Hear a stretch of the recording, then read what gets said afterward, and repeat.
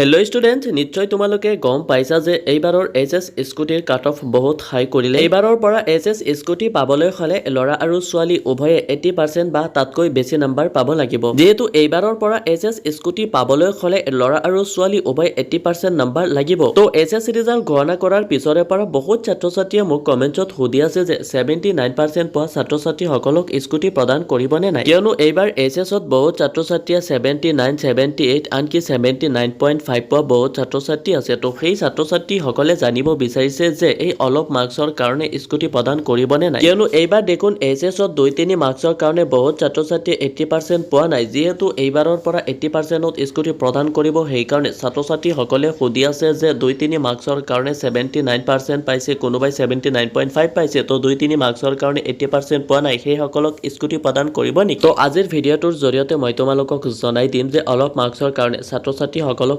Scooty প্ৰদান কৰিবনে নাই। গতিকে ভিডিঅ'টো স্কিপ নকৰাকৈ শেষলৈকে চোৱা, আৰু যদি চেনেলটোত প্ৰথমবাৰ আহিছা তেন্তে চেনেলটো ছাবস্ক্ৰাইব কৰি দিয়া আৰু ভিডিঅ'টোত এটা লাইক কৰি দিয়া। তো ছাত্ৰ-ছাত্ৰীসকল, এইবাৰ এইচএছ পৰীক্ষাত বহুত ছাত্ৰ-ছাত্ৰীয়ে কিন্তু 2-3 বা 5 নম্বৰৰ কাৰণে 80% গেইন কৰিব পৰা নাই। তো ছাত্ৰ-ছাত্ৰীসকলে মোক সুধি আছে যে 2-3 মাৰ্কছৰ কাৰণে যিহেতু 80% বনাব পৰা নাই, তেন্তে তেনেকুৱা ছাত্ৰ-ছাত্ৰীক স্কুটি প্ৰদান কৰিব নেকি? যিহেতু এইবাৰৰ পৰা এইচএছত স্কুটি পাবলৈ হ'লে ল'ৰা আৰু ছোৱালী উভয়ে 80% নম্বৰ লাগিব। তো কোনোবাই যদি 79.9 পায়, অৰ্থাৎ 1 মাৰ্কছৰ কাৰণে 80% বনাব পৰা নাই, তেনেকুৱা ছাত্ৰ-ছাত্ৰীকো কিন্তু এইবাৰ স্কুটি নিদিয়ে। এইবাৰ স্কুটিৰ মিনিমাম কাট অফটো হৈছে 80%। এইবাৰ স্কুটি পাবলৈ হ'লে ল'ৰা আৰু ছোৱালী উভয়ে মিনিমাম 80% বা তাতকৈ বেছি নম্বৰ পোৱা ছাত্ৰ-ছাত্ৰীসকলেহে স্কুটি পাব। আগৰে পৰা যিহেতু ছোৱালীসকলক 60% আৰু ল'ৰাসকলক 75%ত স্কুটি দি আহিছে, তো এইবাৰ অতি কমেও ল'ৰা আৰু ছোৱালী উভয়কে 75%ত স্কুটি দিব লাগিছিল। একচুৱেলি এইবাৰৰ স্কুটিৰ কাৰণে কাট অফ ইমান হাই কৰিব নালাগিছিল। ছোৱালীসকলৰ একেবাৰে 20% কাট অফ ইনক্ৰিজ কৰি দিছে আৰু ল'ৰাসকলৰ 5%, অৰ্থাৎ ল'ৰাসকলক আগত 75%ত দিছিল, এইবাৰ 80%ত দিব। আচলতে বৰ্তমানৰ এইচএছ